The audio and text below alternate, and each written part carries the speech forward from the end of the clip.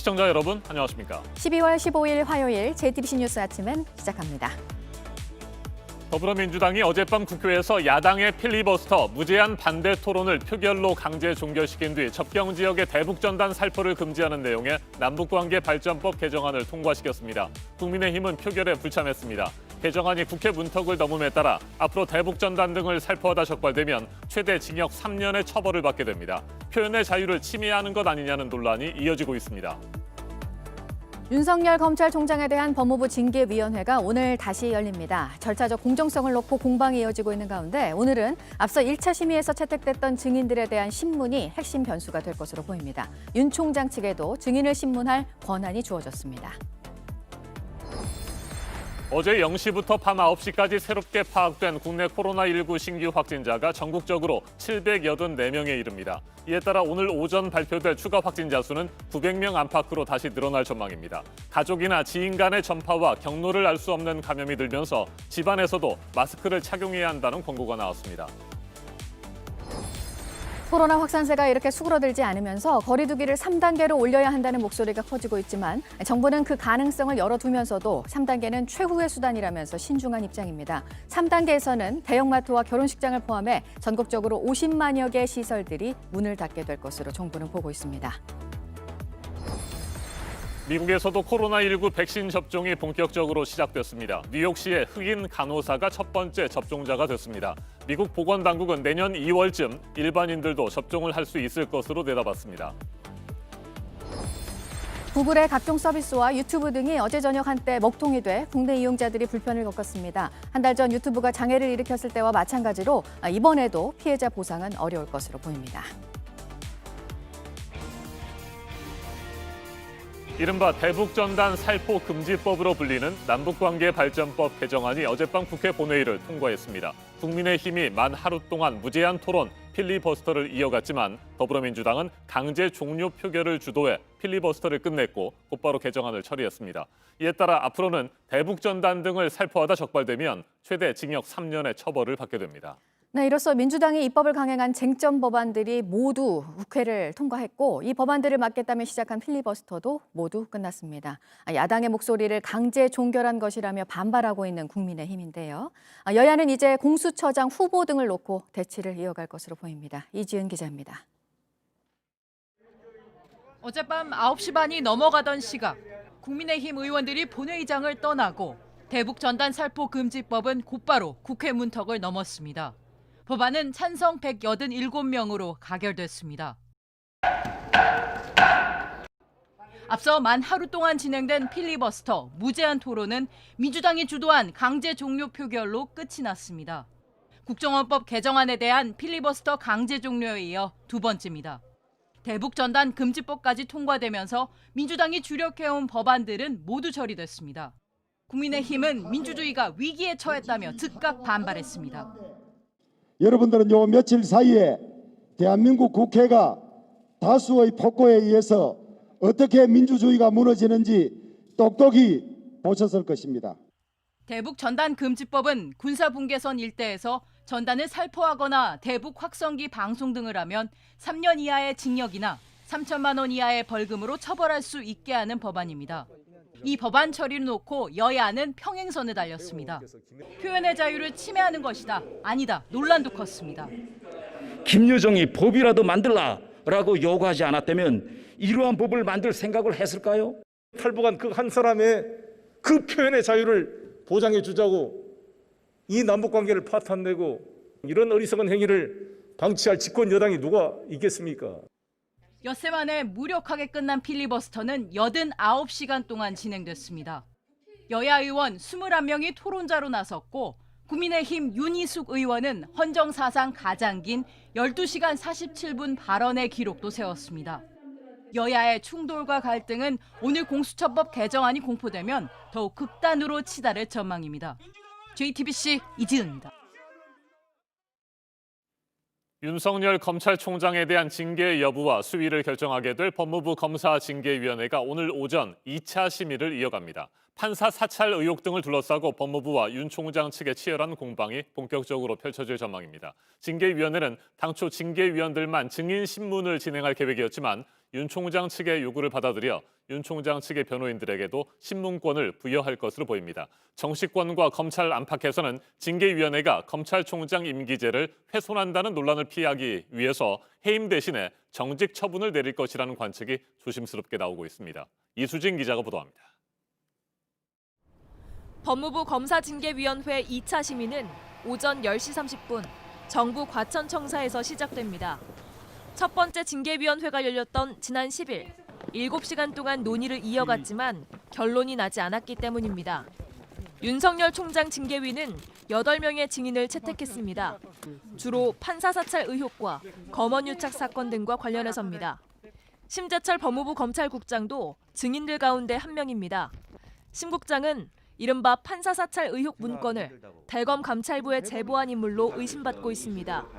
윤 총장은 지난 징계위 때 심 국장 등에 대해 기피 신청을 냈는데 심 국장은 다른 징계위원들과 함께 기피 신청을 기각한 뒤 스스로 위원직을 회피했습니다. 이후 징계위는 심 국장을 증인으로 채택했습니다. 심 국장의 오늘 진술 과정에서 판사 사찰 의혹 문건을 놓고 양측의 치열한 공방이 펼쳐질 것으로 보입니다. 윤 총장이 직접 증인을 신문할 수도 있습니다. 오늘 위원회에서는 윤 총장의 징계 수위에 대해서도 논의가 이뤄질 예정입니다. 일각에선 윤 총장을 해임하는 것보다는 2개월에서 3개월 동안 정직시킬 가능성이 더 크다는 관측도 나오고 있습니다. 검찰총장의 임기를 보장하는 제도를 훼손하지 않으면서도 내년 7월 임기가 끝나는 윤 총장의 힘을 약화시키는 방안이라는 겁니다. 중징계가 내려져도 후폭풍은 계속될 것으로 보입니다. 윤 총장이 징계위의 인적 구성 등이 적법하지 않다며 법원에 무효 소송을 낼 수 있기 때문입니다. JTBC 이수진입니다.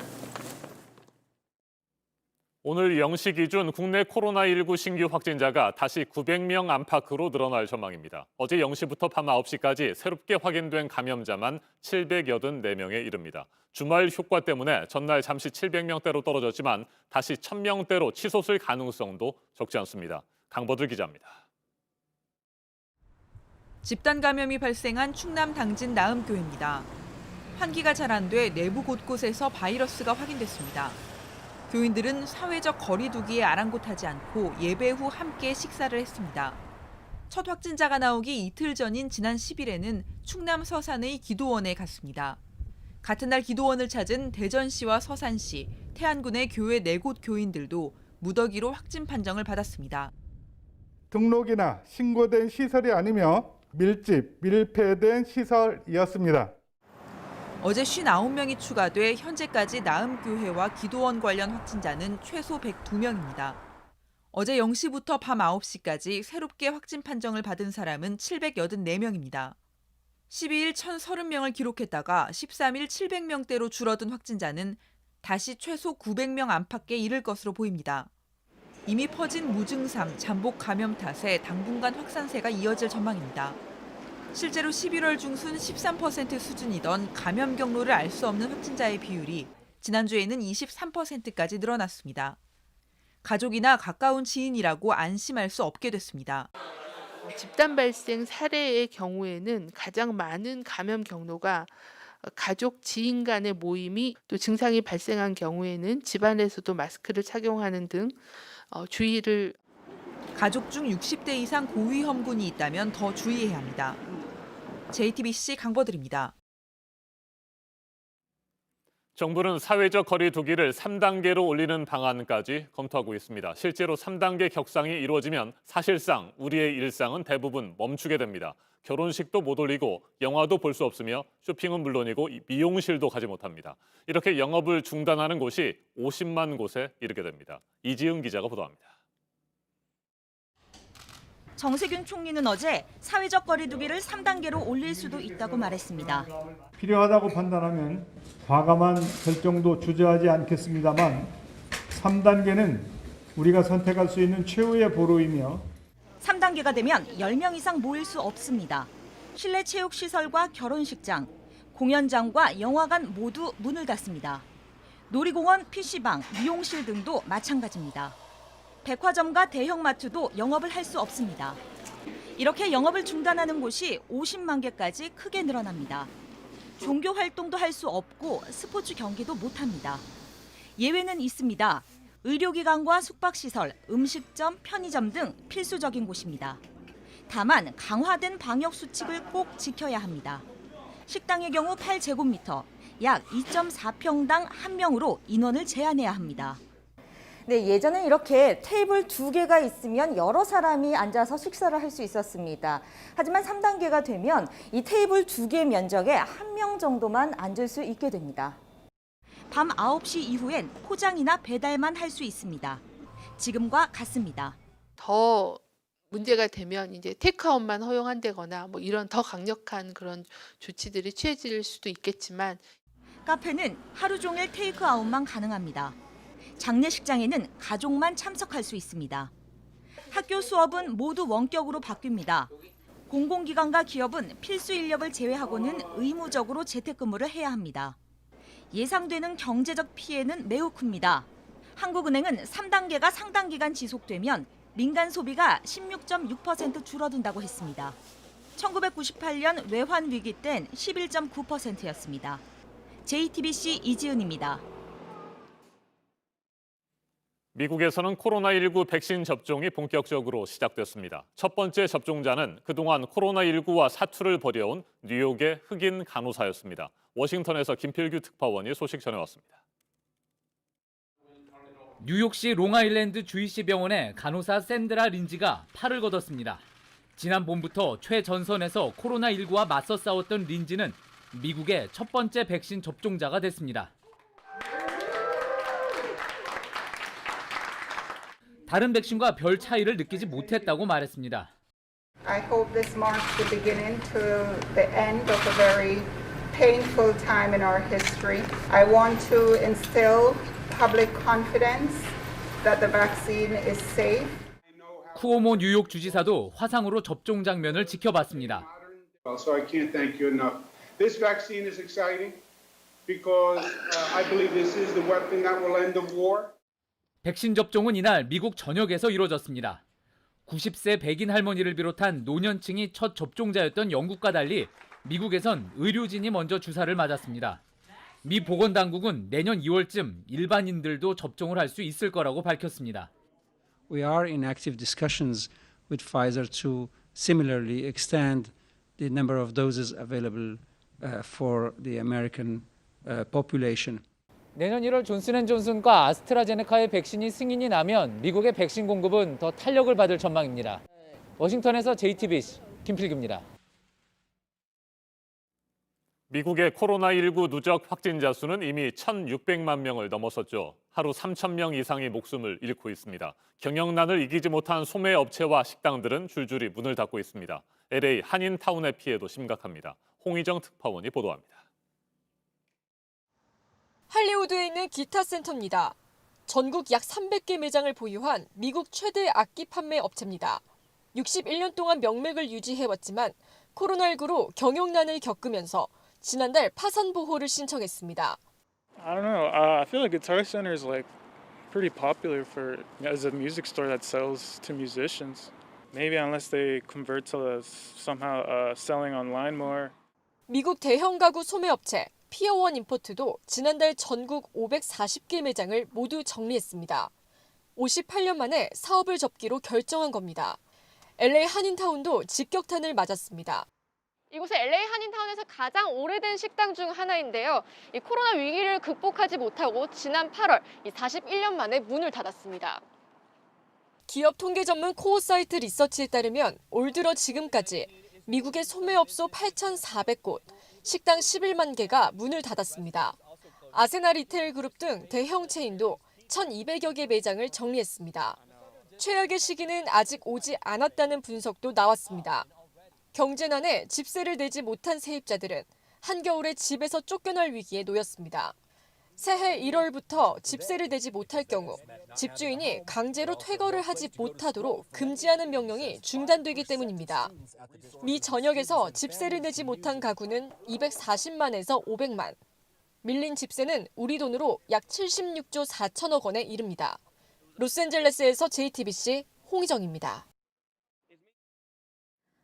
코로나가 퍼지는 와중에 경제가 우선이라면서 여행을 가라고 지원을 했던 일본 정부에 대해서 지적이 이어졌지만 스가 총리는 그간 꿈쩍도 하지 않았었습니다. 하지만 내각 지지율이 급락하자 결국 중단 결정을 했는데요. 당장이 아니라 2주 뒤부터 중단이고 2주 동안의 일시적인 중단입니다. 도쿄에서 윤서령 특파원이 전해왔습니다. 스가 총리가 여행 지원책인 고투 트래블 캠페인을 전국적으로 일시 중단한다고 밝혔습니다. 이달 28일부터 내년 1월 11일까지 약 2주간입니다. 지금 당장이 아닌 2주 뒤에 중단하겠다는 겁니다. 그전까지는 감염 상황이 심각한 도쿄와 나고야, 삿포로, 오사카 등 일부 지역만 지원 대상에서 뺐습니다. 그동안 스가 정권은 경제 활성화가 우선이라며 의료 전문가들의 권고에도 불구하고 고투 캠페인 중단에 미온적이었습니다. まだそこは考えてません。 하지만 주말 사이 발표된 여론조사에서 스가 내각의 지지율이 급락하자 뒤늦게 선회한 것으로 보입니다. 어제 발표된 NHK 여론조사에선 한 달 새 내각 지지율이 14%포인트나 급락했습니다. 스가 총리가 사태의 심각성을 모르다가 이제야 여행 지원책을 중단하기로 한 건 타이밍이 너무 늦었다는 비판의 목소리가 나옵니다. 일본의 코로나19 신규 확진자 수는 역대 최대치인 하루 3,000명을 넘는 등 갈수록 심각해지고 있습니다. 오사카와 홋카이도 아사히카와시엔 의료 인력이 부족해 자위대가 긴급 파견되기도 했습니다. 도쿄에서 JTBC 윤서령입니다. 60대인 어머니가 숨지고 발달장애가 있어서 이를 수습하기 힘들었던 아들은 그 곁을 지켰지만 생활이 어려워져서 노숙을 시작했습니다. 어머니가 사망하고 5달 만에야 이 사연이 세상에 전해지면서 우리 사회 복지 사각지대에 대한 얘기가 다시 커지고 있는데요. 먼저 어환희 기자가 보도합니다. 사회복지사 정미경 씨가 길거리에서 생활하던 발달장애인 최 씨를 만난 건 지난달 6일입니다. 이미 손은 아주 많이 부르텄어요. 근데 도와주지 않으셔도 돼요 라고 하는 거예요. 최 씨 앞엔 쪽지 한 장이 놓여 있었습니다. 조그맣게 쪽지로 우리 엄마는 5월 3일의 돌아가셨어요. 도와주세요. 그러니까 초등학교 1, 2학년 아이가 아주 또박또박. 정 씨는 한 달쯤 지나 최 씨가 적은 쪽지의 의미를 알게 됐습니다. 어머니의 몸은 지금 어디 있으세요? 하니까 지금 어머니는 거기 그대로 계세요. 그러는 거예요. 정 씨는 바로 경찰과 함께 최 씨가 살던 서울 방배동의 한 다세대 주택을 찾았습니다. 집안엔 이불에 덮여 알아보기 힘든 최 씨 어머니 김모 씨의 주검이 있었습니다. 김 씨 죽음이 세상에 알려지기까지 무려 5달이 걸렸습니다. 최 씨는 어머니가 세상을 떠난 뒤 홀로 곁을 지켰습니다. 엄마가 안 살아나고 계속 숨을 안 쉬어요. 그런데 왜 그렇게 파리들이 날아들어요? 왜 그렇게 애벌레들이 나와요? 애벌레들이 내 방까지 들어와요. 그러는 거예요. 집안에 먹을 게 떨어졌습니다. 독촉장이 쌓이면서 집의 전기도 끊겼습니다. 살기 위해 최 씨는 어머니 곁을 떠나 노숙인이 됐습니다. 그 사이 사회는 아무런 도움도 주지 않았습니다. 경찰은 김 씨가 지병으로 숨진 것으로 보고 있습니다. 아들은 어머니가 아픈 곳을 정확히 알지 못했습니다. 경찰은 의료 기록에서 김 씨가 2005년 뇌출혈 수술을 받았다는 내용을 찾았습니다. 지자체가 파악한 김 씨의 마지막 모습은 코로나19 방역 물품을 받기 위해 지난 3월 주민센터를 찾은 때였습니다. JTBC 어환입니다. 네, 세상 속에서 고립돼 있었던 이 어머니와 아들의 이야기가 뼈아픈 건 두 사람이 어떻게 생활을 그동안 해왔는지를 봐도 그렇고 어머니가 숨졌지만 아무도 이걸 모르고 흘러간 5개월이라는 시간 때문에도 또 그렇습니다. 이어서 김태형 기자가 전해드립니다. 37살의 최 씨는 발달 장애인입니다. 얼마나 순진하고 얼마나 어리면서 얼마나 당황했을까. 너무나 가엾고 이것을 어떻게 잘 수습을 할 수 있을까. 학교도 초등학교 2학년까지만 다녔습니다.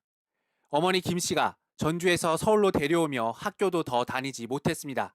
당시엔 학교 등록을 하지 않아도 정부나 학교가 찾아 나서지 않았던 때입니다. 그렇게 김 씨는 발달장애 아들을 27년간 홀로 키웠습니다. 게다가 최 씨는 장애인으로 등록된 상태도 아니었습니다. 주거근로만 이분이 신청을 하셨어요. 아드님이 30대 중반이고 좀 이제 근로 능력도 있다라고 이렇게 좀 판단이 되셨던 것 같아요. 장성한 최 씨는 근로 능력이 있는 성인 남성으로만 기록됐습니다.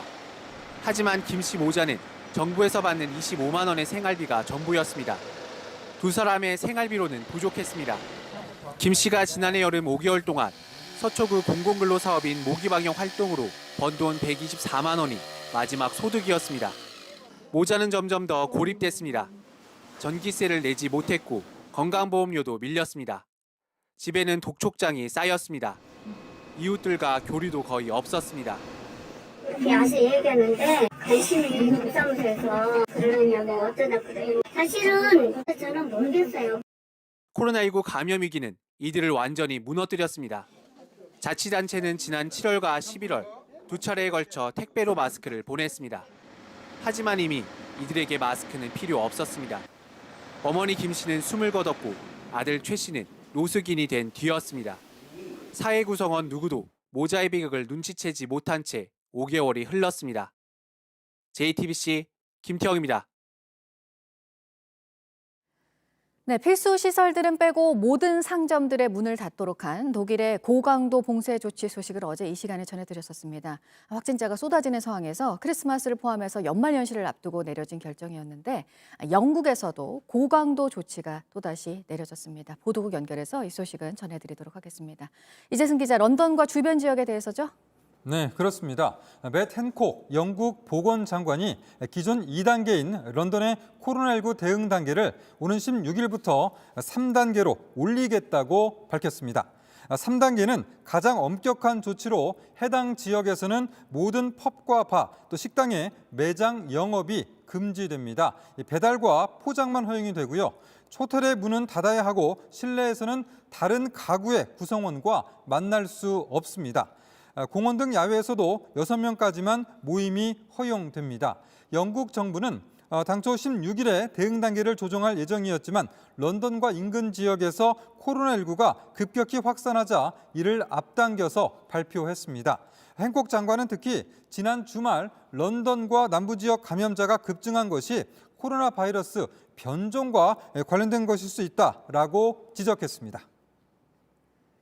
네, 그리고 밤사이에 국제 유가가 상승세를 이어갔습니다. 그 이유 가운데 하나가 사우디 해상에서의 긴장감이 높아지면서죠. 네, 현지 시간 14일에 사우디아라비아의 항구 도시 제다에서 유조선 폭발 사고가 발생했습니다. 사고 선박은 연료 터미널에 정박해 있었는데 폭발물을 실은 다른 선박에 의해서 공격을 받았습니다. 사고를 당한 선박은 싱가포르 해운사인 BW그룹 소속이며 승선원은 22명으로 전해졌습니다. 사우디 에너지부는 공격으로 화재가 발생했지만 잘 진화됐다며 사상자는 없다고 밝혔습니다. 그러나 유조선 공격의 배후는 언급하지 않았습니다. 이번 사건으로 사우디 해상의 긴장이 다시 높아지게 됐는데요. 앞서 지난달에도 예멘 후티 반군의 소행으로 추정되는 기뢰 공격으로 사우디 해상에서 유조선 폭발 사고가 일어났습니다. 지금까지 아침엔 지금 JTBC 이재승입니다.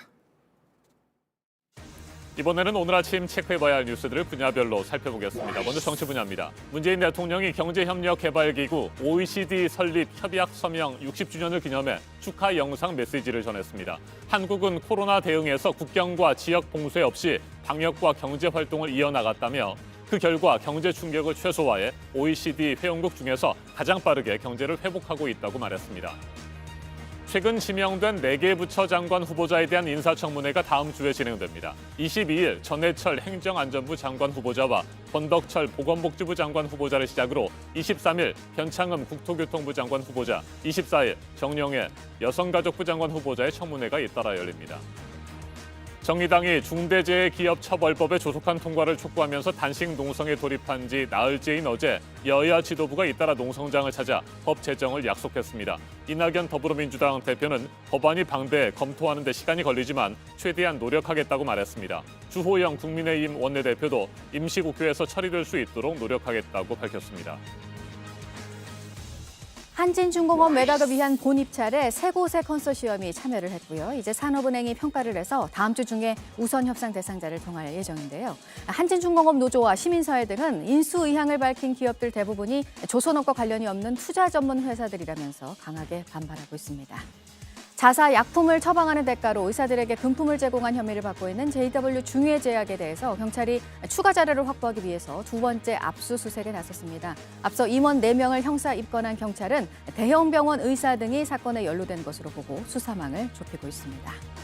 주식 공매도 제도를 개선하는 것과 관련해 은성수 금융위원장이 모든 개인에게 허용하는 것보다 전문 투자자들이 먼저 참여하도록 하는 방안을 말했습니다. 개인들도 참여할 수 있는 기회를 열어주려 한다면서 다만 관련 경험과 자산이 있는 사람에게 일단 허용을 하고 점차 넓혀가는 방향으로 생각하고 있다는 입장을 밝혔습니다. 계속해서 사회 분야 뉴스입니다. 한국교육과정평가원이 지난 3일 치러진 2021학년도 수능시험 문제와 정답에 오류가 없다는 결론을 내렸습니다. 지난 3일부터 7일까지 이의 신청을 받아 심사를 진행한 결과입니다. 특히 논란이 됐던 물리2 18번 문항도 문제가 없는 것으로 결론을 내렸습니다. 수도권 지역의 학원장 180여 명이 정부가 학원에만 거리두기 3단계에 해당하는 집합 금지 명령을 내린 데 반발하면서 정부를 상대로 집단 소송을 제기했습니다. 2.5단계의 경우 밤 9시까지 학원을 운영할 수 있는데 정부가 상의도 하지 않고 일방적으로 학원 운영 금지를 통보했다며 반발하고 있습니다. 오염물질 배출은 없고 미세먼지 정화 능력이 있어서 달리는 공기청정기로 불리는 친환경 수소버스가 오늘부터 서울에서 본격 운행됩니다. 지난해 시범 운행 당시 일반 버스에 비해 진동이 적어서 승객과 운전자의 만족도가 높았습니다. 서울시는 오는 2025년까지 수소버스 1,000대를 보급하고 충전소 11곳을 마련할 예정입니다. 판문점 견학을 오늘부터 다시 할 수 없게 됐습니다. 1년여 만인 지난달 초에 견학이 재개가 됐다가 코로나 확산세가 심각해지면서 한 달여 만에 다시 중단하는 것으로 결정이 됐습니다. 3억 원을 기부한 비구니 승려 소식도 있는데요. 80대인 2명이 동국대 경주 캠퍼스와 경주병원에 3억 원을 내놓으면서 인재를 키우는 대학과 생명을 지키는 병원에 기부하고 싶었다고 말했습니다. 일제강점기 미륵사지를 흑백사진으로 보는 전시가 오늘부터 시작되는데요. 100년 전 사진에 담긴 미륵사지 1300년 테마전이 국립익산박물관에서 열립니다. 부산의 거리두기 단계가 오늘부터 2.5단계로 올라갔습니다. 수도권 다음으로 확진자 발생 추이가 심각한 수준입니다. 특히 요양병원에서 집단 감염이 이어지고 있어서 관련 종사자 선제 검사의 주기를 줄이는 등의 조치도 내려졌습니다. 수도권 지역의 학교들은 오늘부터 전면 원격 수업에 들어가는데 거리두기 3단계에 해당하는 조치입니다. 서울에 이어서 경기, 인천에서도 이같이 결정이 내려졌습니다. 돌봄 교실은 밀집도를 최소화해서 운영이 됩니다. 판사 출신인 민주당의 이수진, 이탄희 두 의원이 오늘 임종원 전 법원행정처 차장의 사법농단 의혹 재판에 증인으로 나옵니다. 법원행정처가 판사 내부 모임을 탄압했다는 의혹에 대해 진술할 예정입니다. 분야별 뉴스들 체크해드렸습니다. 오늘 아침은 어제보다 더 춥습니다. 현재 철원은 영하 17도, 서울은 영하 11도까지 떨어졌습니다. 바람이 강하게 불어서 체감 온도는 더 낮고 낮에도 중부지방 곳곳에서 영하권 추위가 이어지겠습니다. 이번 한파는 모레 목요일까지 이어질 것으로 보입니다. 매서운 추위 속에 한파경보는 경기 북부와 강원도 대부분 지역으로 확대됐습니다. 수도관이 얼거나 농작물 피해가 없도록 주의하시고 건강관리에도 각별히 신경 쓰셔야겠습니다. 내일까지 제주도와 호남 서해안을 중심으로 많은 눈이 내리겠습니다. 제주 산지와 울릉도, 독도에 최대 30cm의 폭설이 쏟아지고 호남 서해안에도 5에서 15cm의 눈이 쌓이겠습니다. 충남 서해안에도 많게는 7cm의 눈이 내리겠습니다. 현재 기온은 서울 영하 11도, 춘천 영하 15도, 전주 영하 8도, 부산 영하 6도로 어제보다 1도에서 5도가량 낮습니다. 낮 최고 기온은 서울 영하 4도, 청주 영하 2도, 광주 0도, 대구 1도로 어제와 비슷하겠습니다.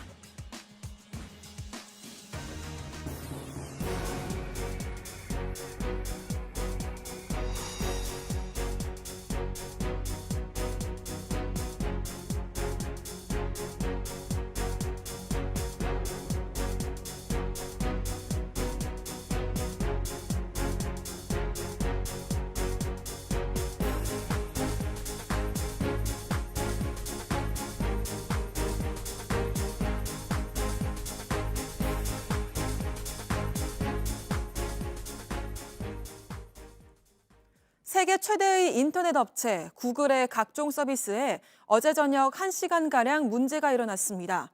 유튜브 등 비대면의 일상이 돼버린 온라인 서비스가 멈춰서면서 많은 이용자들이 불편을 겪었습니다. 하지만 손해배상은 받기 어려워 보입니다. 성문규 기자입니다. 구글 이메일 서비스에 접속하려 하자 오류 메시지가 뜹니다. 유튜브도 마찬가지입니다. 로그인을 시도했지만 화면에는 문제가 발생했다는 간단한 경고만 나타납니다. 글로벌 인터넷 업체인 구글의 각종 서비스가 우리 시간으로 어제 저녁 8시 반부터 전 세계적으로 장애를 일으켰습니다. 구글이 제공하는 상태 대시보드에는 이메일과 유튜브, 구글 드라이브 등이 8시 55분부터 일제히 다운된 것으로 보고됐습니다. 바깥 활동이 어려워진 뒤 사용이 급증한 유튜브가 먹통이 되면서 전 세계 이용자들의 원성이 빗발쳤습니다. 구글과 유튜브의 갑작스런 장애를 소셜미디어를 통해 공유하며 불편을 호소했고 네이버와 다음 등의 실시간 검색창은 유튜브 장애가 뒤덮었습니다. 장애는 9시 반쯤부터 차츰 정상화됐고 구글은 9시 52분 대부분의 문제가 해결됐다고 공지했습니다. 유튜브는 지난달 12일에도 약 2시간 동안 장애를 일으킨 바 있습니다. 당시에는 유튜브 동영상 재생에 문제가 발생했는데 이번에는 유튜브뿐만 아니라 메일과 클라우드 등 여러 업무용 서비스가 동시에 먹통이 되면서 피해가 더욱 컸습니다. 하지만 현실적으로 피해 보상은 받기 어려울 전망입니다.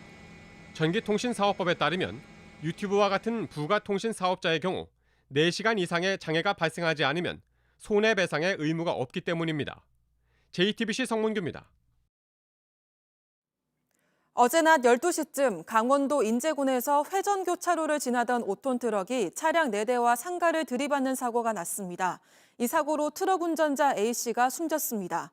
당시 도로에 눈이 쌓이지는 않았던 것으로 전해지는데 경찰은 정확한 사고 원인을 조사하고 있습니다. 어제 오후 3시 반쯤 경남 창녕군 한박산 인근에서 난 불이 8시간 만에 꺼졌습니다. 산림청은 산불이 시작된 지 2시간 만에 큰 불길을 잡았지만 강한 바람에 불씨가 되살아나 진화에 어려움을 겪었다고 밝혔습니다. 임야 5,000제곱미터가 불탔지만 다행히 인명피해는 없었습니다. 평소 불화가 있었던 아내와 말다툼을 하다 살해한 50대 남성이 경찰에 구속됐습니다. 인천지방법원은 어제 열린 영장실질심사에서 도주의 우려가 있다며 A씨에 대해 구속영장을 발부했습니다. A씨는 이달 초 인천시 계양구에 있는 자신의 집에서 60살 아내와 말다툼을 하던 중 숨지게 한 혐의를 받고 있는데 범행 후 지인의 집에서 숨어 지내다 경찰에 붙잡혔습니다.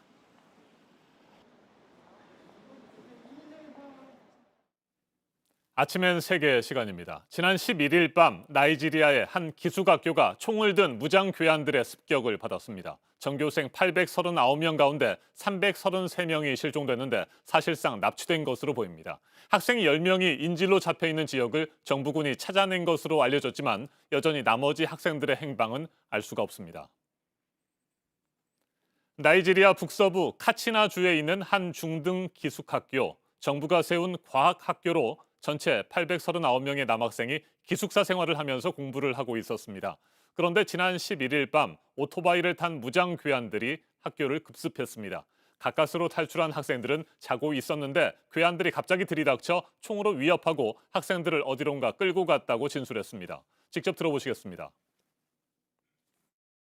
zai gudu sai sun kashe shi kawai muka yi ta tafiya daga nan ban ma san ina muke tafiya ba mu shiga wannan dajin mu shiga wannan dutsen mu hau wannan dutsen ba mu san ina muka zuwa ba har gari ya waye muna tafiya. 아직까지 학생들을 납치한 이유나 정확한 배후는 밝혀지지 않고 있습니다. 일단 나이지리아 정부는 몸값을 노린 무장갱단의 범죄로 추정하고 있습니다. 부하리 대통령은 무고한 어린이들에 대한 비겁한 공격을 강력히 규탄한다며 정부군이 괴한들을 추적 중이라고 밝혔습니다. 아이들과 연락이 닿지 않는 부모들은 학교에 모여서 자녀들을 구해달라고 정부에 촉구하고 있습니다. 들어보시겠습니다. ƙarfin da za mu anso wa'annan 'ya'ya gwamnati za ta taimaka mana ita take da ƙarfin ikon da za ta anso mana 'ya'ya. 나이지리아 북부 지역에서는 무장 괴한들이 민간인의 금품을 빼앗고 살해하거나 몸값을 노리고 납치하는 사건이 빈번하게 발생하고 있습니다. 이 같은 상황에서 이슬람 극단주의 무장단체 보코하람의 민간인 공격도 치안을 더욱 불안하게 만들고 있습니다. 지난달에는 민간인 110여 명이 살해됐습니다. 2014년에는 여학생 270여 명이 납치됐습니다. 아직까지도 100여 명은 실종 상태입니다. 치안 불안을 해결하지 못하는 나이지리아 정부에 대한 시민들의 분노가 커지고 있습니다. 시민의 말도 들어보시겠습니다. Very, very depressing and embarrassing. So the government, so the sitting government, by now, is very embarrassing.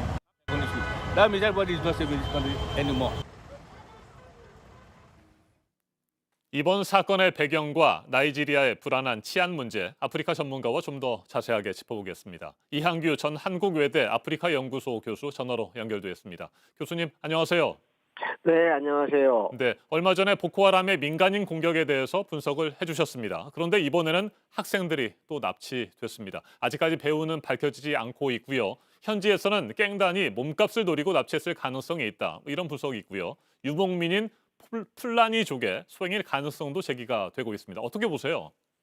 네, 납치가 일어난 곳이 보코하람의 활동 지역이라는 점에서 보코하람의 소행일 가능성이 크다고 봅니다. 물론 보코하람에 가입해 있는 인류 풀라니 민족의 개입 개연성도 있고요. 그러나 납치 목적에 대해서는 물론 나이지리아 당국은 몸값이라고 애들르고 있습니다. 테러 집단이 정부를 대상으로 몸값을 받아내기는 쉽지 않다는 것은 그들도 이미 잘 알고 있습니다. 그래서 저는 목적을 두 가지로 가정해 보는데요. 네. 하나는 납치한 소년들을 테러리스트 소년병으로 훈련시킬 가능성도 있습니다. 이렇게 되면 문제가 심각해질 수 있고요. 다른 하나는 2014년 270명의 소년을 납치한 후 수감된 테러리스트와 교환한 적이 있습니다. 아마 이 같은 절차를 밟지 않을까요? 네.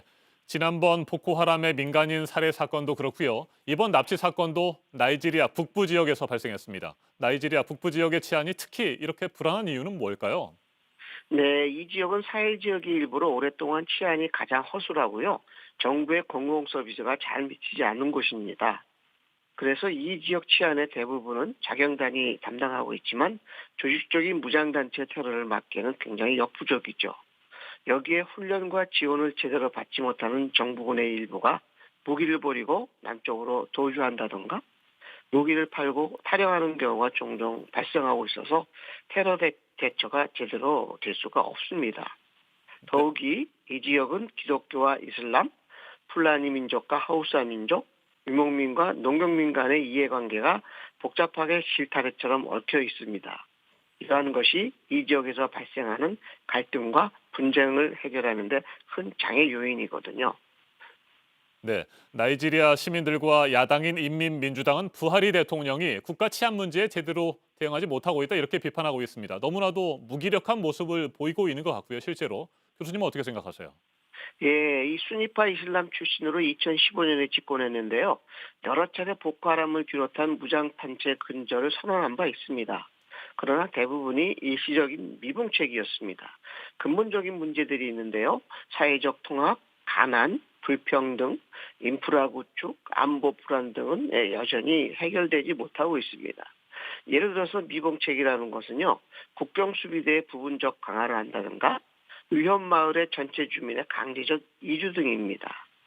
이번 납치가 11월 30일 대국민 발표에서 반테러 조치에 정부가 잘 대처하고 있고 점차 정부군을 강화하겠다는 약속을 한 지 한 달도 안 되어서 일어났거든요. 특히 전임 대통령 조나탄이 재선되지 못한 것도 270명의 소년 납치단 사건과 연관이 있습니다. 그런데 부하리 대통령 임기 중에 또다시 심각한 납치 사건이 일어났던 것이 야당이 주장하는 부하리 정부의 반테러 정책에 대한 분명한 한계라고 볼 수가 있습니다. 알겠습니다. 여기까지 듣겠습니다. 이항규 전 한국외대 아프리카 연구소 교수였습니다. 지난 2014년 270여 명의 여학생이 보코하람에 납치된 뒤 소셜미디어를 중심으로 우리 아이를 돌려달라는 해시태그를 다는 운동이 나이지리아는 물론이고 전 세계적으로 퍼져나갔습니다. 그리고 6년이 지난 지금 또다시 우리 아이를 돌려달라는 해시태그가 번지고 있습니다. 언제까지 나이지리아 국민들이 우리 아이를 돌려달라고 호소해야 하는 걸까요? 국민의 안전을 지키는 것은 정부의 가장 중요한 책무이자 존재 이유라는 것을 나이지리아 정부는 명심해야 할 것입니다. 지금까지 아침엔 세계였습니다.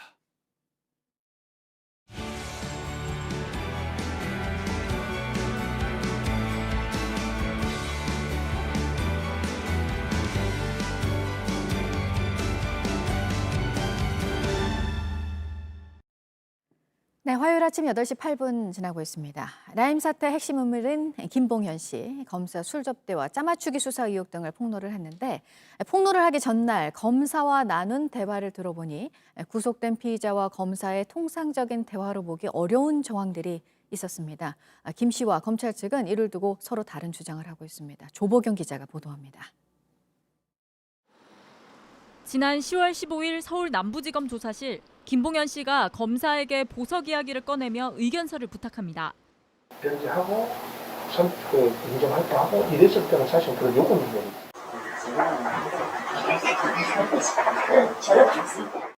부탁이 계속되자 답은 애매하게 바뀝니다.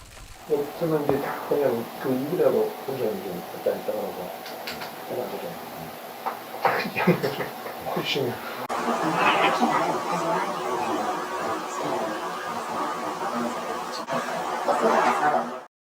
특이한 상황도 녹음됐습니다. 구속 상태인 김 씨가 검사실 전화로 부인에게 전화를 건 겁니다.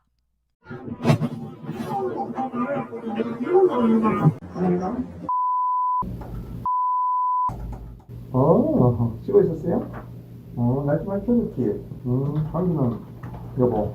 어쨌든 여보 그걸 내가 찾아보라고 한번 찾아봐. 다른 일은 나는 아주 잘 지내. 통화는 1분 남짓, 대부분 안부 인사였습니다. 조사 확인이라는 검사의 말과 달리 실제로는 수사 협조에 대한 편의 제공이었고 검사가 이런 통화를 여러 차례 제공해줬다고 김 씨는 주장했습니다. 김 씨가 친구인 김모 전 청와대 행정관의 재판에 증인으로 나가게 해달라고 부탁하는 내용도 나옵니다.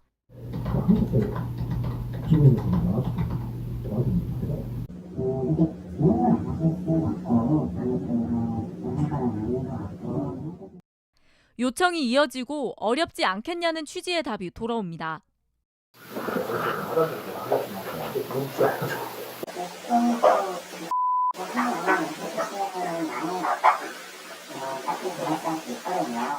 김 씨는 6개월간 검찰에 충성했다고 말해왔습니다. 수사팀의 일원이었다고도 해왔습니다.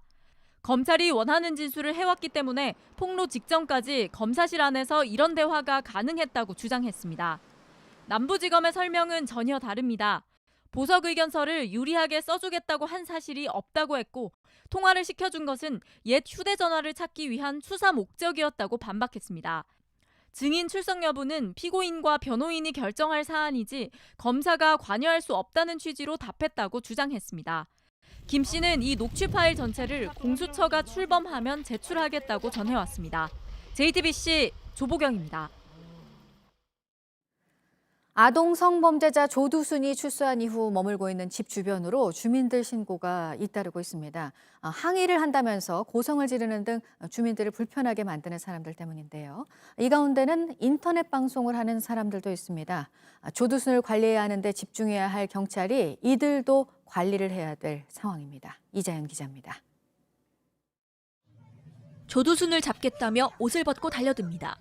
이거 딱 비키잖아. 내가 하니까 딱 비키잖아. 후원금 5만 원이 들어옵니다. 경찰 앞에서 경광봉을 흔들며 조롱하자 수사자 볼게요. 저 지금 경고지 그거에 있어요. 이게 왜 채팅창이 빠르게 올라갑니다. 차를 타고 지나가며 소리를 지르고 음식점에 거짓 주문을 넣어 조 씨 집으로 배달시키기도 합니다. 조 씨와 같은 건물에 산다는 20대 남성까지 인터넷 방송에 등장했습니다. 구독자들은 층간소음으로 조 씨에게 피해를 주라고 요구합니다. 지금까지 조두순 집 앞에서 소란을 피워 경찰에 입건된 사람만 8명.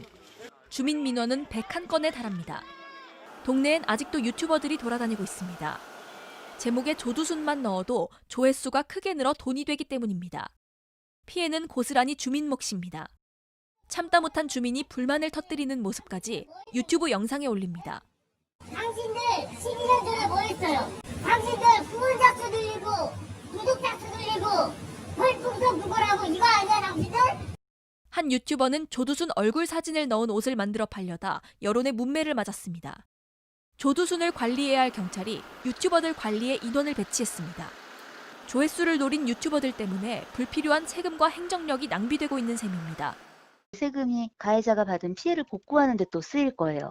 실질적 정의 구현에도 도움이 안 되고 주민들은 일대를 특별관리 지역으로 정해 유튜버들이 들어오지 못하게 해달라며 경찰에 탄원서를 냈습니다. JTBC 이자연입니다. 캠핑용으로 개조를 한 차 안에서 잠을 자다가 한 명이 숨지는 사고가 있었습니다. 일산화탄소에 중독돼 일어난 일로 경찰이 보고 있는데요. 코로나 때문에 사람들을 피해서 차를 이용해서 캠핑을 하는 분들 요즘 많으신데 일산화탄소 경보기 정도는 가지고 계시는 게 좋겠습니다. 정진명 기자입니다. 경찰 과학수사대가 버스 안과 밖을 살펴봅니다. 차에서 머물 수 있도록 큰 의자와 침대가 놓여 있습니다. 50대 남성들이 연락이 안 된다는 신고에 경찰이 버스를 찾아낸 시간은 그제 오후 8시쯤. 처음 발견된 잠에서 깬 남성이 있어 이상이 없는 줄 알고 돌아갔습니다. 하지만 40여 분 뒤 의식 없는 일행이 있다는 신고가 들어왔습니다. 119 구급대가 출동했지만 55살 A씨가 숨졌습니다. 다른 3명은 병원으로 옮겨졌습니다.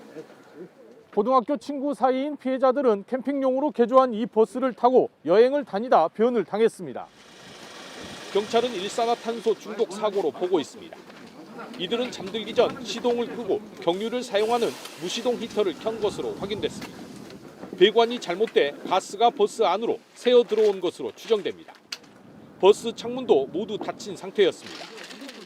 연결된 부분, 그러니까 보일러 밑에서 무슨 금이 가서 가스가 올라왔다든지 아니면은 여러 가지 상황에 대해서 지금 감식할 예정입니다. 일산화탄소 중독 사고는 겨울철이면 자주 일어나고 있습니다. 어제 경기도 동두천 한 계곡에서도 20대 남녀가 텐트 안 가스 난로 옆에서 숨진 채 발견됐습니다. 지난해 1월 전남 고흥에서는 캠핑카로 개조한 버스에서 자던 일가족 5명이 일산화탄소에 중독되기도 했습니다. 최근 5년 동안 야영장에서 일어난 일산화탄소 중독 사고나 화재는 50건에 이릅니다. 연료를 태우는 난방은 피하고 일산화탄소 경보기를 쓰는 게 좋습니다. JTBC 정진명입니다. 윤석열 검찰총장의 운명을 결정하게 될 법무부 검사징계위원회 2차 심의가 앞으로 2시간쯤 뒤인 오전 10시 30분부터 시작됩니다.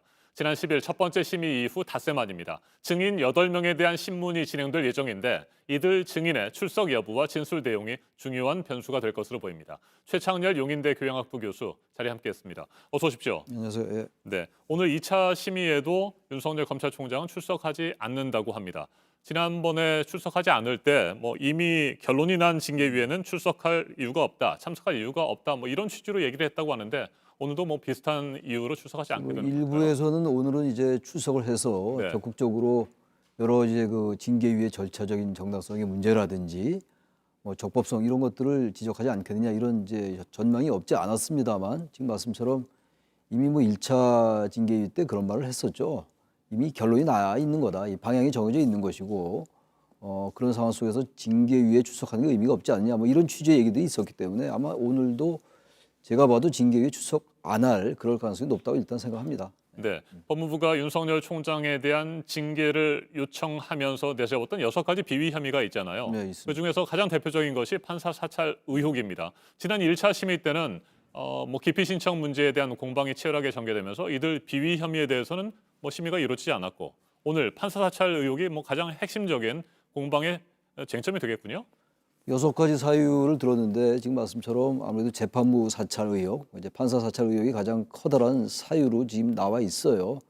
거기에 따라서 이제 오늘 그 판사 사찰을 윤석열 총장이 과연 지시했느냐, 지시 안 했다라는 게 일반적인 지금 이제 얘기들인데 지시했거나 또한 이 판사 사찰이 조직적으로 이루어진 것인지 검찰에서 그리고 1회가 아니라 여러 번 이루어진 것인지 그리고 상대에게 불이익을 주기 위해서 이루어진 것인지 이런 것들이 이제 쟁점이 될 겁니다. 아마 판단의 기준이 될 텐데 이런 부분들에서 치열하게 이제 논박이 오고 갈 거예요. 아마 특히 심재철 국장, 법무부 검찰국장이죠. 네. 심재철 국장하고 손준성 대검 수사정보 담당관입니다.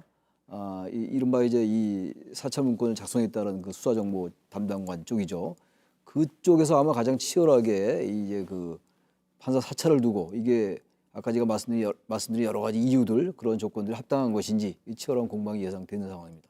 네, 윤석열 총장 측에서는 징계위원회 구성 문제에 네. 대해서 계속해서 문제를 제기하고 있습니다. 편향됐다는 주장을 펴고 있는데 뭐 가장 또 중심 인물이 바로 징계위원장 직무 대행을 맡고 있는 정한중 교수 부분입니다. 이 네. 부분은 어떻게 생각하세요? 그 정한중 이제 외대 법학전문대학원 교수인데 이분이 이제 지난번에도 이제 그 윤 총장을 공개적으로 비판한 적이 있긴 있어요. 네. 그 정치적 중립에 관한 문제라든지. 그러니까 지금 이번에 그 징계 사유 6개 중에서 물론 판사 사찰이 가장 중요한 대목이긴 합니다만 정치적 중립을 훼손하고 있다라는 것도 징계 사유에 들어가 있거든요.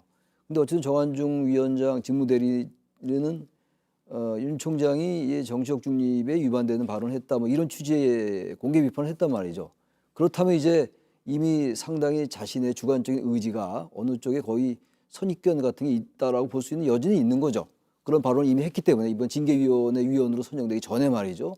그렇다면 이제 현재 정한중 교수가 직무 대리이기 때문에 어떤 형태로든 간에 영향을 끼칠 수가 있는 상황이거든요. 네. 그렇다면은 나중에 결과가 어떻게 나올지 두고 봐야지 알겠습니다만 기본적으로 이 징계위에서 위원장 직무 대리가 그러한 일이 있었기 때문에 좀 편향된 생각을 갖고 있지 않겠느냐라는 그런 지적을 할 수 있을 것 같긴 합니다. 네, 정치권과 검찰 안팎에서는 징계위원회가 해임 처분을 내리는 것보다는 정직 처분 정도에 그칠 것이다. 뭐 이런 전망들을 내놓고 있습니다. 검찰총장의 임기제를 훼손하지 않는 선에서 내릴 수 있는 징계가 바로 뭐 정직 처분 정도가 될 거다 이런 전망인데 이 부분은 어떻게 생각하세요? 만약에 이제 해임이나 면직을 시키면은 어찌 됐든 간에 사유가 무엇이 됐든 검찰총장의 임기제를 무력화시켰다는 그런 비판에 직면할 수가 있거든요.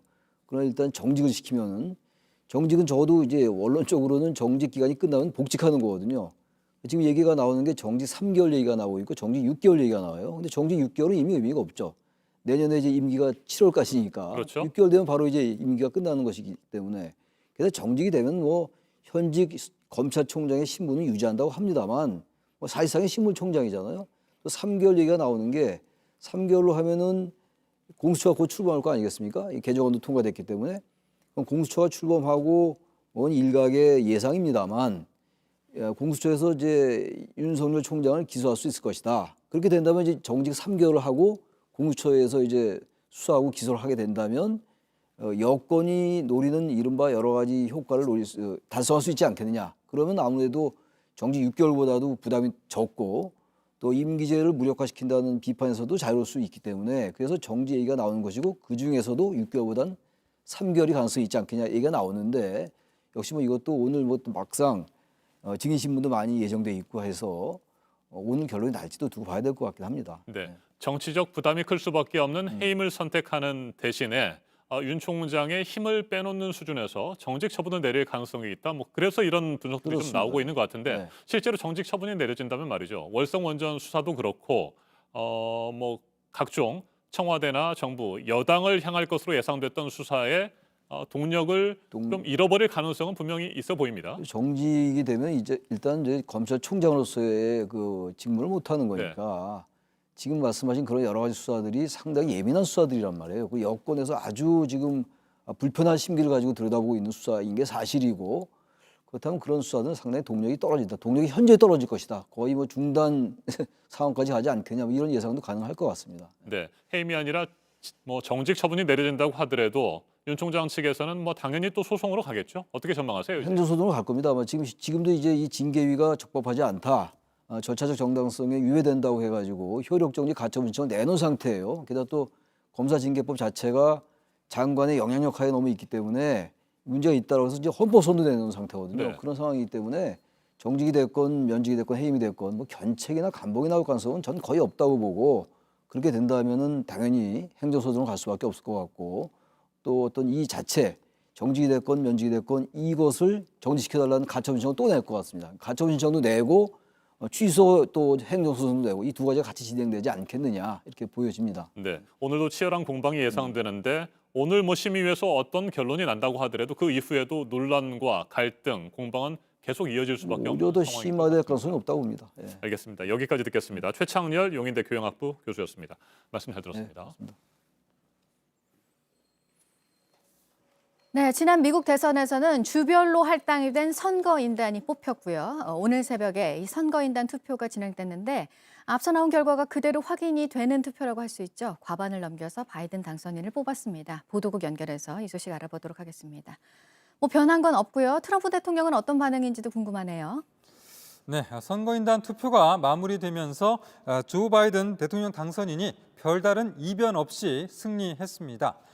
전체 선거인단 538명 중에서 바이든 당선인이 지금까지 302명을 확보해서 과반을 훌쩍 넘겼습니다. 도널드 트럼프 대통령에게 투표한 선거인단은 232명입니다. 주별 선거인단 투표는 도널드 트럼프 대통령의 대선 불복 여파로 곳곳에서 이전에 보기 힘든 장면을 연출했습니다. 선거인단이 따로 모여 투표하는가 하면 폭력 사태를 우려해서 투표 장소를 봉쇄하고 또 비공개로 투표하는 일까지 있었습니다. 결국 이번 투표에서 변수 중 하나는 소위 배신 투표가 생길 가능성이었는데 지금까지 단 한 표도 나오지 않았습니다. 선거인단 투표는 이제 4명의 선거인단이 걸린 하와이주 한 곳만 남겨두고 있습니다. 하와이는 바이든 당선인이 승리한 곳이라 결국 바이든이 306명의 선거인단을 확보할 것으로 보입니다. 네, 서울에서 집을 사는데 부담이 어느 정도 되는지 조사 결과가 나온 게 있죠? 네, 그렇습니다. 올해 3분기 서울의 주택 구입 부담 지수는 전 분기보다 1.7포인트가 상승한 144.5를 기록했습니다. 2009년 4분기 150.8 이후에 11년 만에 가장 높은 수치입니다. 주택 구입 부담 지수는 주택을 사기 위해서 대출을 받을 때 원리금 상환 부담을 얼마나 져야 하는지를 나타내는 겁니다. 지수 100은 소득 중에 약 25%를 주택담보대출 원리금으로 상환하는 것을 뜻합니다. 코로나19 사태 대응을 위해서 시중에 푼 막대한 유동성이 최근 서울 집값을 밀어 올리는 것으로 나타났습니다. 정부는 24차례에 걸쳐서 부동산 대책을 쏟아냈지만 결국은 매매가와 전세가 모두 여전히 불안한 흐름을 지속하고 있습니다. 지금까지 아침엔 지금 JTBC 이재승입니다. 요즘 글로벌 기업 사이에 로봇 시장을 선점하려는 경쟁이 전쟁을 방불케 합니다. 국내 기업 중에서는 현대자동차가 1조 원 가까운 돈을 들여서 로봇계를 만든 미국 회사를 인수했는데요. 기업들이 로봇에 공격적으로 투자하는 이유가 무엇인지 안태훈 기자가 짚어봤습니다. 험한 길에서도 거침이 없습니다. 사람이 갈 수 있는 곳이라면 어디든 가능합니다. 힘을 합치면 큰 트럭을 끌 수 있고 수레에 사람을 태우고 목적지로 알아서 갈 수도 있습니다. 미국 기업 보스턴 다이내믹스가 만든 로봇계 스폿입니다. To the market.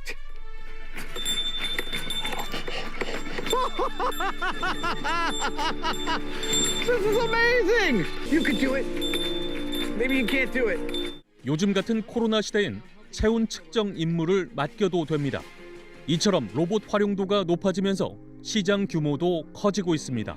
5년 뒤인 2025년에는 1,772억 달러, 우리 돈 200조 원 규모로 불어날 전망입니다.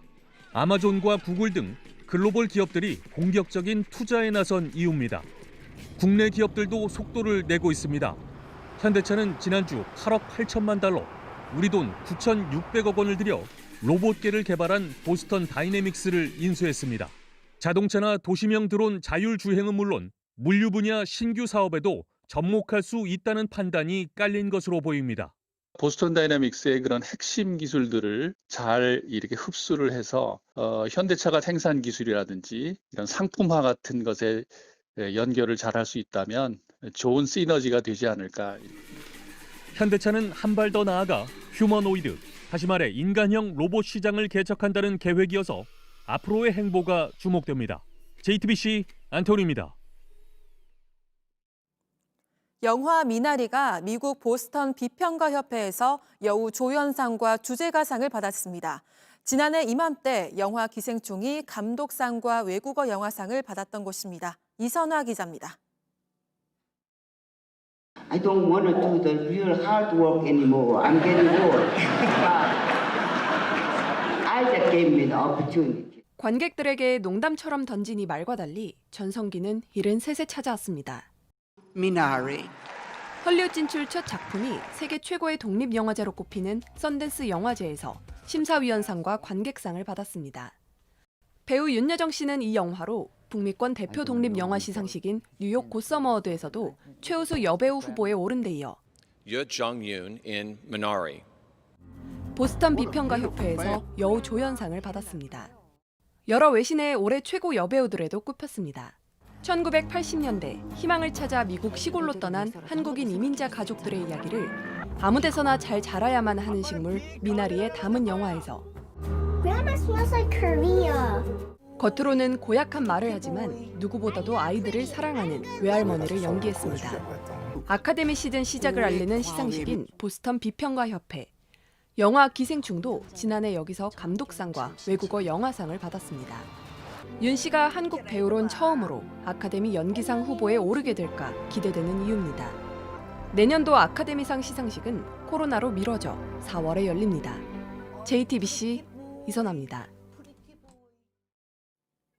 미국 LPGA 투어 메이저 대회인 US 여자 오픈에서 우리나라 장타 1위 김아린 선수가 정상에 올랐습니다. 세계 랭킹 94위인 김아림 선수는 처음으로 출전한 US 여자 오픈 최종 라운드에서 4타를 줄여 최종 합계 3언더파 281타로 우승했습니다. 세계 랭킹 1위 고진영 선수는 2언더파 69타를 치며 합계 2언더파 282타로 미국의 에이미 올슨 선수와 공동 2위에 올랐습니다. 박인비 선수와 이정은 선수는 2오버파로 공동 6위에 자리했습니다. 여자 프로농구 아산 우리은행이 용인 삼성생명을 잡고 7연승을 달리며 리그 단독 선두에 올라섰습니다.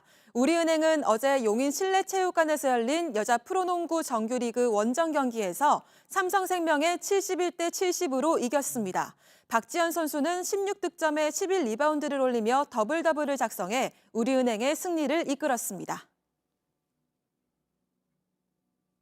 오늘 전국이 맑겠고 매서운 추위가 이어지겠습니다. 서울을 포함한 수도권의 아침 기온이 영하 10도 아래로 떨어진 데 이어서 낮에도 영하권을 보이는 곳이 많겠습니다. 대설특보가 내려진 제주 산간에서는 최대 30cm의 폭설이 쏟아지고 호남 서해안에도 5에서 15cm의 많은 눈이 내리겠습니다. 낮에도 추위는 계속돼 서울 영하 4도, 대전 영하 1도 등 중부지방에서 영하권을 보이겠고 광주 0도, 대구 1도 등 남부지방도 1도 안팎에 머물겠습니다. 아침엔 뉴스워치, 오늘 하루 관심을 가지고 지켜봐야 할, 기억해야 할 뉴스 끝으로 정리해드립니다. 더불어민주당이 어젯밤 국회에서 야당의 필리버스터 무제한 반대 토론을 표결로 강제 종결시킨 뒤 접경 지역의 대북전단 살포를 금지하는 내용의 남북관계 발전법 개정안을 통과시켰습니다. 국민의힘은 표결에 불참했습니다. 개정안이 국회 문턱을 넘음에 따라 앞으로 대북전단 등을 살포하다 적발되면 최대 징역 3년의 처벌을 받게 됩니다. 표현의 자유를 침해하는 것 아니냐는 논란이 이어지고 있습니다. 윤석열 검찰총장에 대한 법무부 징계위원회가 절차적 문제를 두고 공방이 이어지고 있는 가운데 오늘 다시 열립니다. 앞서 1차 심의에서 채택됐던 증인들 신문이 핵심 변수가 될 것으로 보이는데 윤 총장 측에도 증인을 신문할 권한이 주어졌습니다. 어제 0시부터 밤 9시까지 새롭게 파악된 국내 코로나19 신규 확진자가 전국적으로 784명에 이릅니다. 이에 따라 오늘 오전 발표될 추가 확진자 수는 900명 안팎으로 다시 늘어날 전망입니다. 가족이나 지인 간의 전파와 경로를 알 수 없는 감염이 들면서 집안에서도 마스크를 착용해야 한다는 권고가 나왔습니다. 지난 미국 대선에서 주별로 할당된 선거인단이 뽑힌 데 이어 선거인단의 투표가 오늘 진행이 됐습니다. 538명 선거인단 가운데 절반이 넘는 사람들이 바이든 당선인을 뽑은 것으로 나타나서 승리를 다시 한번 확인했습니다. 오늘 전해드릴 소식은 여기까지입니다. 이상으로 JTBC 뉴스 아침엔 화요일 순서 모두 마치겠습니다. 건강한 하루 보내시기 바랍니다. 고맙습니다.